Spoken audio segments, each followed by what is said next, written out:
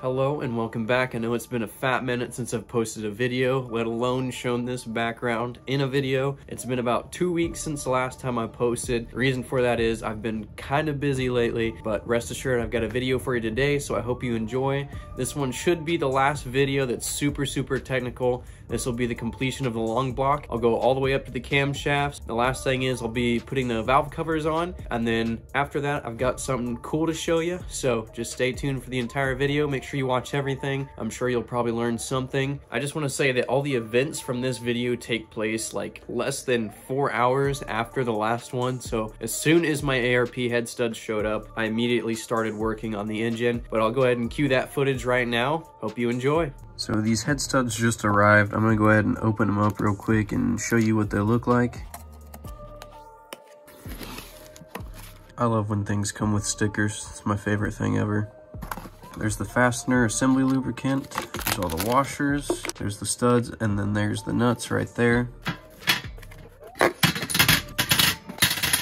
Alright, it says the first step is to clean and inspect. Doesn't say what to clean them with, so I just got some hot soapy water there. So I'm just gonna check these for any defects and then dunk them in the water and wash off any debris that might have gotten stuck to them. Because they do have a little bit of lubrication stuck to them, so there's a chance that, yeah, little pieces of dirt are stuck to them here and there, so I just need to make sure they're clean before I install them. So I've just stuck all the studs in here. I'm gonna let them soak for a little bit. It feels like the lubrication manufacturing assembly gel or something like that. It's very sticky. It feels like it's coming off, so I'm just gonna let them soak for a little bit more, and if there's any dirt stuck to these, it should come off as well. And then I'll clean them off with a towel and make sure they're all dry before I thread them in. All right, I'm gonna go ahead and take these out and start drying them off one by one. I'm just using a standard towel on these. That's what they look like. They've got a little hole in the top for an Allen key to insert so you can tighten them down. Threads on the top for the nut, and threads on the bottom to thread into the body. And the bottom is flat because nothing's supposed to attach to that. But anyways, I'm gonna just finish drying off the rest of these and go ahead and thread them in. All right, so I've got all the studs cleaned. I think one thing I need to do for sure before I put them in is check and make sure that these washers and these nuts don't have any dirt on them as well. And then immediately after that, I need to go ahead and put some of this on the threads of the studs, a little bit on the washers on both sides of those, and some on the nut threads and on the bottom of the nuts as well. And then I can go ahead and just thread those in hand tight. That's according to the ARP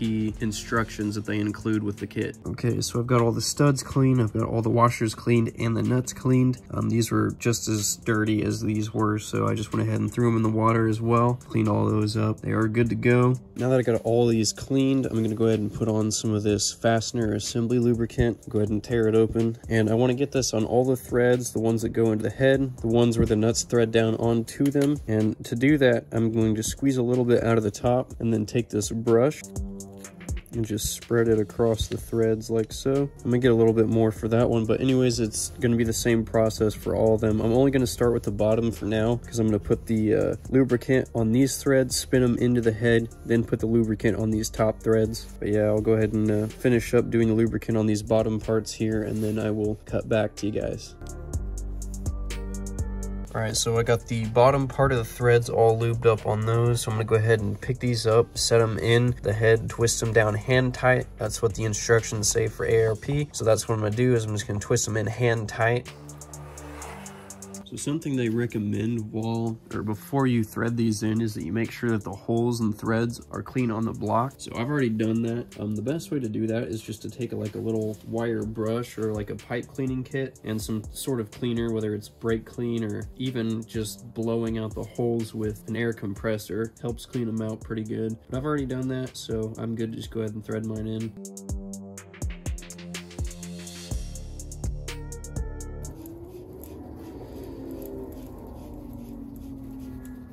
Sounds like a drag strip less than a mile away from here.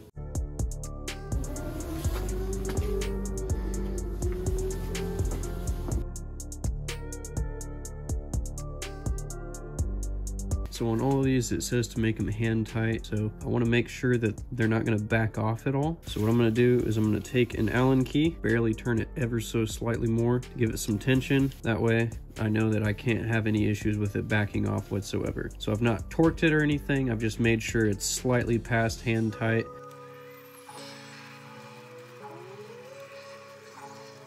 I'm now fairly confident that these aren't going to back off at all. I've already tested them with my hand to make sure I can't loosen them. They're just ever so slightly past hand tight, so I know they're not going to come loose if I accidentally bump them with the head or something like that, or when I put a nut on, they're not going to turn backwards as I'm torquing it down. And I was going to wait to put the lubricant on the top of the threads, but I think it'll actually be easier to just put the lubricant on the top of the threads first and then slide the head on, because I'm sure they're going to stick up to about here, but once they're inside the head, there's really no way for me to get the lubricant on the top of those threads. So I think I'm just going to go ahead and do it now to make it easier on myself.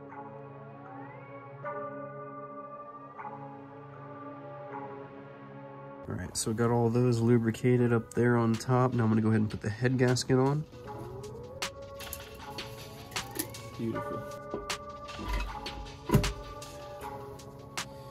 Now the head's on, you can see the tips of the studs sticking through right there. So as I assumed, it would be pretty hard to get the brush down in there to put the assembly lube on those. They are all ready to put the nuts on. I just got to put some assembly lube on the washers and then the nuts first. Now to put the lubrication on these, I'm just going to use an orange glove, put some lubrication on this guy, smear it around both sides of there, and then set it down on top of the stud.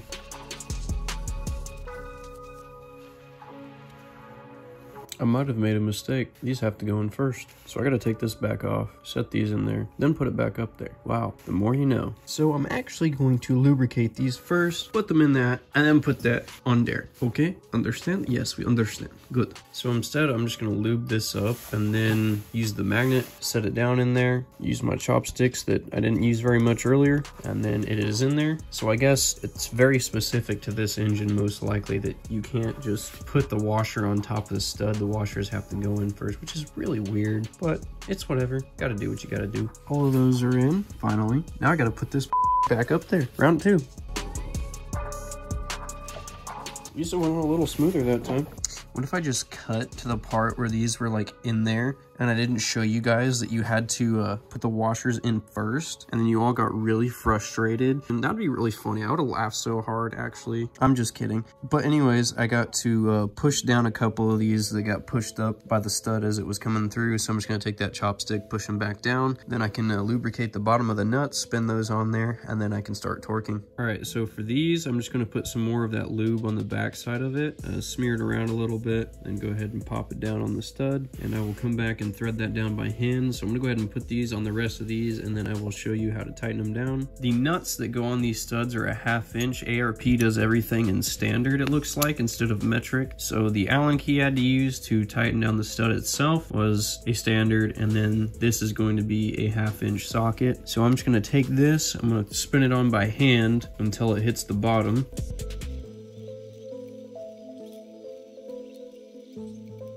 Okay, so all of these are threaded down now. The reason I was doing that by hand is to prevent any cross threading. I wouldn't want to use a heavier electric powered tool to do that, because there's a possibility that I might damage the threads on either the nut or the stud, and that would not be fun trying to take back out, trying to fix or anything like that. So best thing to do is just to do it by hand first. Additionally, as well as try not to cross thread things, you do it by hand because you don't want to start torquing quite yet. You just want to make sure that they're down to the base. That way when you torque, you don't want to have to turn it excessively. That being said, these are all down to the base of the head now, so I can go ahead and start torquing. So when torquing this thing down, there's a specific order you have to torque it in. So I went ahead and marked everything on here, the order that it needs to be torqued down in. So you start 1, 2, 3, 4, 5, 6, 7, 8, 9, 10, all the way down to here to 11, then 12, then 13, then 14. The reason they do it that way is because they want to start in the center and work their way outwards, but you always want to torque the bolt that is farthest away from the one you just torqued. However, they do say that you have to do it in stages. For Toyota's 2JZ service manual, with the standard head bolts, they say to torque it down to 25 foot-pounds on every single bolt in the pattern I just talked about, and then they tell you to turn it an extra 90 degrees, so you would mark the top of the bolt bolt, then turn it another 90 degrees with a breakover bar. But for the ARP head studs, it's going to be completely different. So they tell you to torque it up to 80 foot-pounds in 3 equal stages. So I'm going to follow the same pattern when I torque these, but you would have to divide 80 foot-pounds into 3, and that's roughly 26.6. So we're going to do 27 for the first round. So follow this pattern to 27 foot-pounds. So we're going to double that number, go up to 54, and then finally into 80 foot-pounds, all while following that pattern all the way through each torque session.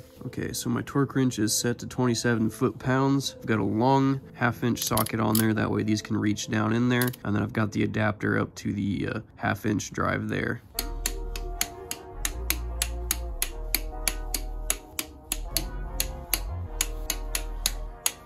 Okay, now all of these are torqued down to 27 foot-pounds. I'm gonna go ahead and hit them again at the same torque just to make sure they're all exactly the same. Then I'm gonna move on to the next one. Okay, so I hit it up to 3 rotations on there to make sure that they were all at 27 foot-pounds. Now I'm gonna go ahead and bump it up to 54. All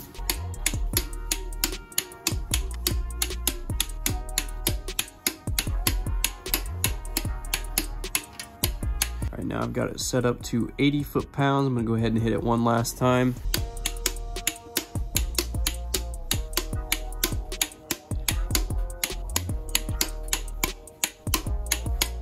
So that's all of those torque. I'm gonna say that it really helps to have the motor mount on the side of the engine, because I can just put my thigh there and then pry against it. But these are all at 80 foot-pounds now. I'm gonna go around and check them one more time off camera just to make sure that they're perfectly torqued down evenly all the way across. And then the head is finally 100% bolted on. And while I'm here, I just gotta say that one of my favorite features of this head gasket is that Tomei logo right there. It's just a cool feature that really symbolizes a brand, is leaving a little logo like that here and there. And also the 2JZ part number thing right there. It's still pretty cool to me. All right, so I'm gonna go ahead and put all the shims and lifters in there. They're already marked, I've already cleaned them all. So all I gotta do is set them down inside of the cylinder head.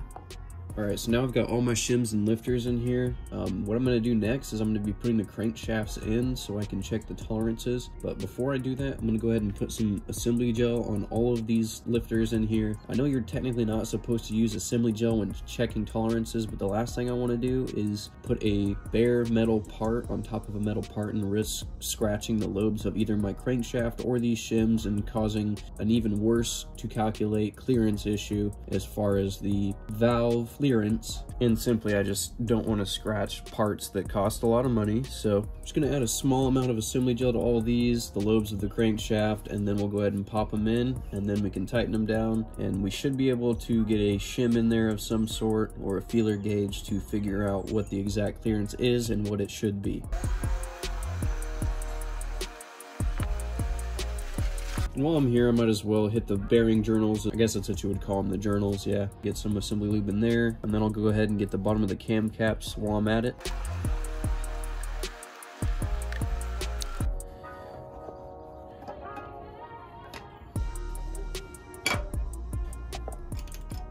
Alright, so I've got the camshafts up here, the cam caps, the journals of the camshafts, as well as the lobes have been all lubricated with engine assembly gel. Now I've got to tighten these down, but it says to do it in a specific way. If you don't do it in that specific way, you can possibly break a camshaft as you're tightening it down. So when I was doing it earlier in the last video, I didn't have to worry about doing the specific part of it because there were no valves and springs putting pressure on the bottom of the camshaft. Now I have to since they're there, but what you do is you start by tightening down the number 3 camshaft cap and the number 7 camshaft cap in even passes. So I'm going to start by making them all hand tight. It says to go until they are flush with the head. So now they are all finger tight. I'm now going to grab a tool to tighten them down a little bit more. And now that I'm putting some actual tension on these, I'm going to be tightening them a specific way. So I'm going to be doing it kind of like a torque pattern. So I'll start with 1 on one corner, go to the opposite one, go to the opposite one, go to the opposite one, and just keep doing that until I get it tight. Alright, so the number 3 and number 7 cap are holding this camshaft down for the time being. You can see how long it took me to do those passes. You have to do it that way. It has to go down slowly in increments, because if you put pressure in one spot too much, it can cause the camshaft to flex, and therefore it'll put enough tension on it to snap it. But anyways, this one's good. I'm gonna go ahead and do the same thing to this one, and then we'll go ahead and torque down everything else. Right now that exhaust camshaft is good to go. I'm gonna go ahead and torque the rest now. I don't know if you can see from there, I've got it in the half wide angle lens right now. That way you can kind of see the entire block from side to side. But there's numbers on every one of these caps here, and all of them tell me the torque pattern that I'm supposed to go in that order. So if you look right here, it's 1, 2, and it'll move down somewhere over here, 3, 4, 5, 6. It goes back and forth in different ways. I actually show how to do this in my last video as well, but I'm gonna go ahead and just tighten them down in the order and the sequence shown that I've written down on the top of the caps, and then I will get back to you.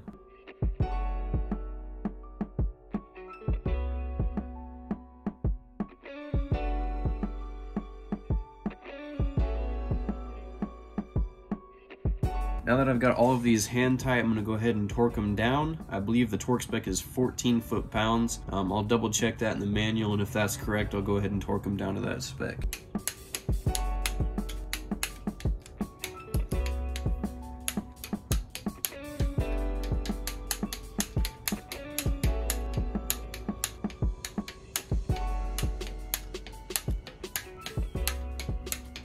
Alright, so these are all torqued down to 14 foot-pounds. However, there is something wrong with it. So in the 2JZ engine service manual, it says to start another procedure before you do anything else to make sure that everything is properly torqued down. So like I was saying earlier, when these get torqued down, there's going to be tension on the bottom of the camshaft from the valve springs pushing up on it, and therefore, as you're torquing it down, there's an uneven amount of torque being applied in the proper order. So you want these to be 100% flush, but it's kind of hard for them to be 100% flush if the camshaft is pushing up on the bottom of it. So what Toyota says to do in the manual in order to counter this is to rotate the camshaft so that it's in a certain position. That way there isn't torque being applied to the bottom of this, or I should say force being applied to the bottom of these caps. But anyways, I'm gonna have to rotate these, loosen some bolts, torque them down again, rotate it again, and repeat the procedure just to make sure that everything is 100% evenly torqued down all the way across. So I've marked the front of the camshaft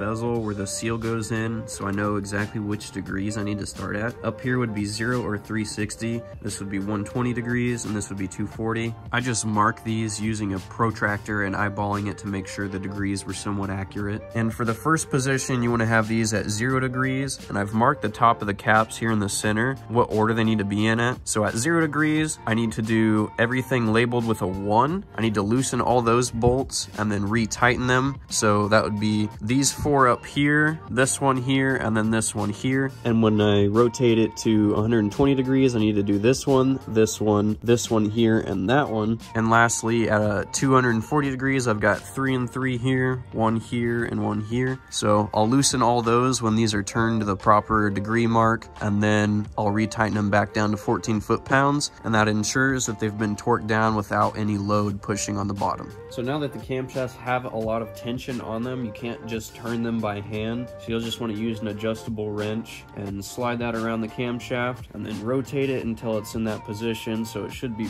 pretty close to 0 right about there. I'll check from the front. I had to adjust it a little bit more because it wasn't perfect. But anyways, I'm gonna go ahead and do the same thing to this one over here. So I've got both of these rotated to 0 degrees now. So I'm just gonna take this tool, break them loose, and make sure they're all 100% loose so that they're only able to be turned finger tight again, and then I'll torque them back down to 14 foot-pounds. All right, so I've now got this one tight, that one tight, and then these 4 tight. And the reason they do it this way is because these camshaft lobes, the pointy parts, they push down on the valves. If I move over here, you should be able to see down inside there. You can see that the point of the lobe is pushing down on that shim, pushing the valve down. It's not flush like it is right here. It's recessed down into the hole.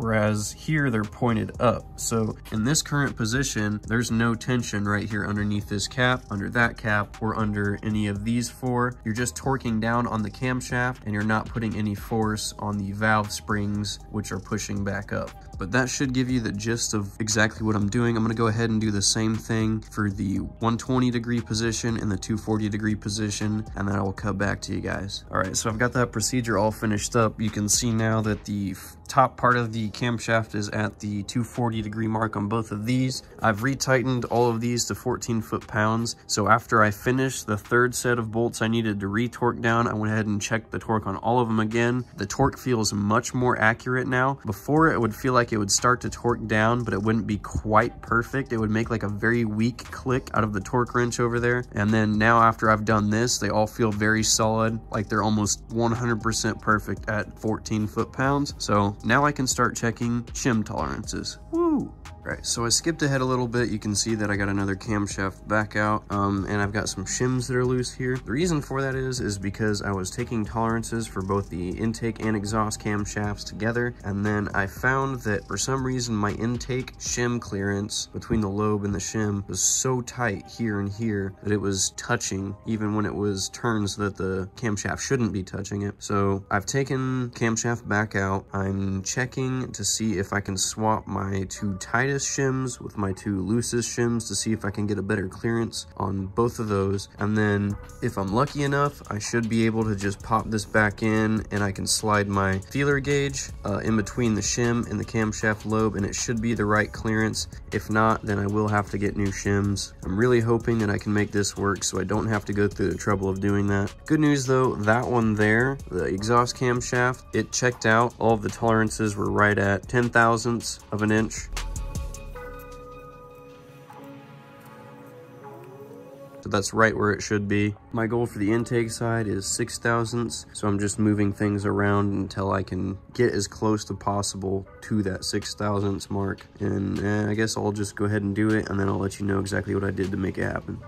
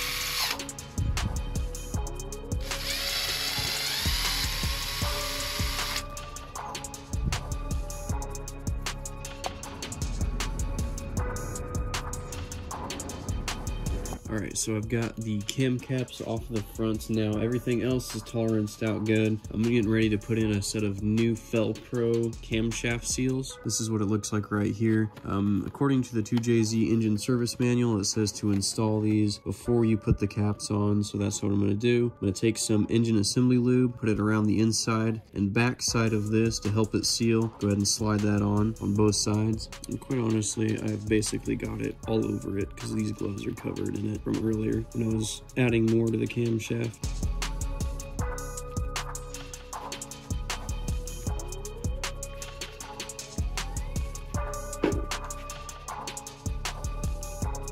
Alright, now that the camshaft seals are in, I gotta put some silicone sealer on the cam caps that go up in the front. So it says just to put a small bead on both sides.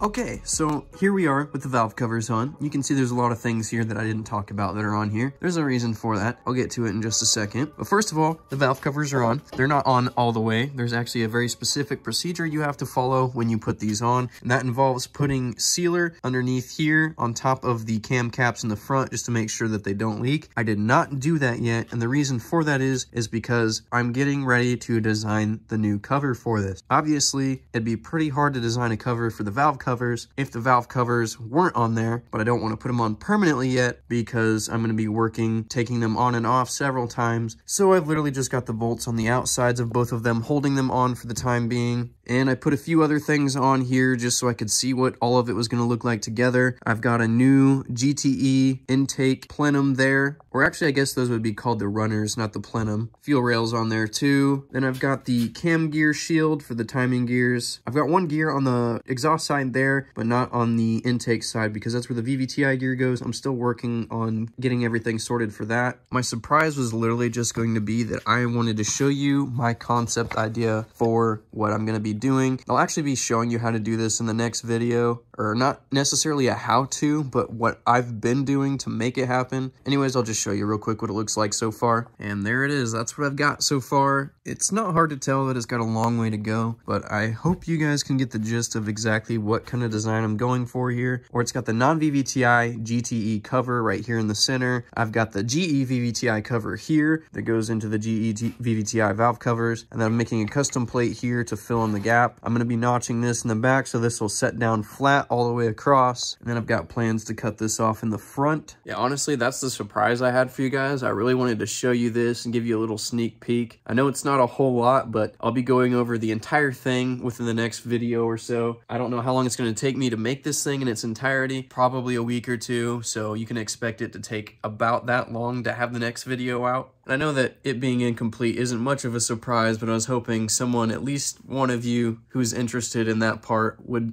enjoy the fact that I've posted a little bit for you a little bit early. And completely unrelated from the covers, if you guys have been watching consistently, I just want to thank you from the bottom of my heart. Like, thank you for continuing to watch the videos I've been putting out. I know they're not really anything special, but your guys' kind words and the fact that you guys continue watching means the world to me. It really motivates me to keep doing it. So just want to say you guys are freaking awesome, especially to all my personal friends and family who've been giving me feedback. That is going to conclude it for this one, so you know the deal, how it goes every time now. Peace out, have a great rest of your day, I'll see you guys in the next one.